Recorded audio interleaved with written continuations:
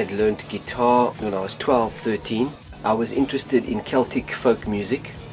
I had learned a few songs, Times They Were Changing, Bob Dylan and all of that stuff, a few of those songs. But later when I was 14, I met a Zulu street guitarist, and I could see the guitar was tuned differently and played differently, a different genre of guitar music. And I wanted to learn it. And this guy taught me for about a year, and he took me to meet other musicians in the back streets and in the migrant labour hostels of Johannesburg. And then I started to play in the street and on the top of apartment buildings on the weekends, because they used to have jam sessions playing. It was a very competitive tradition. Everybody was trying to get a name. That's my first memory of playing in public, really. My mother was a jazz singer, cabaret singer. She was professional for about 2 years when I was 6 or 7 years old, and then she did gigs up until the age of 45. And in the day she worked in a music company for CBS Records. She was the national press relations person, so we used to get all the new product 2 months before it was released. It was great as somebody interested in music. My mother was very supportive. You know, she wanted to be Ella Fitzgerald, so I wanted to be a Zulu. I was a Zulu musician, so she understood the same passion. The problem was that it was in South Africa, and the problem was I started getting arrested. And then she said, you know, why are you finding yourself in these places where you get arrested all the time? And I said, well, I have to go into the black areas, the black quarters, to find the music and play.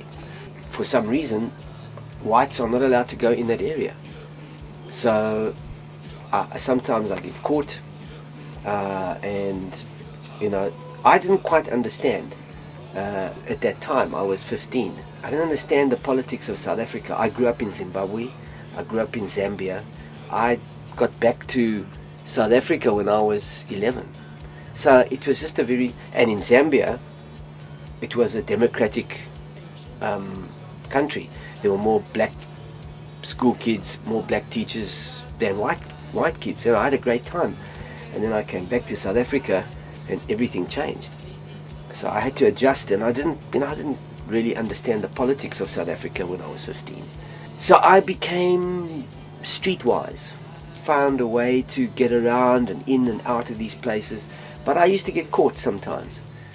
Later, I discovered Zulu dancing and the choral music of singing together as men, warriors, singing. That was incredible. And the harmonies, the passion and the history, the way in which the body, the male body, carried messages about masculinity and about a warrior, and the symbolism of being a man, what it is to be a man. And my culture didn't have that.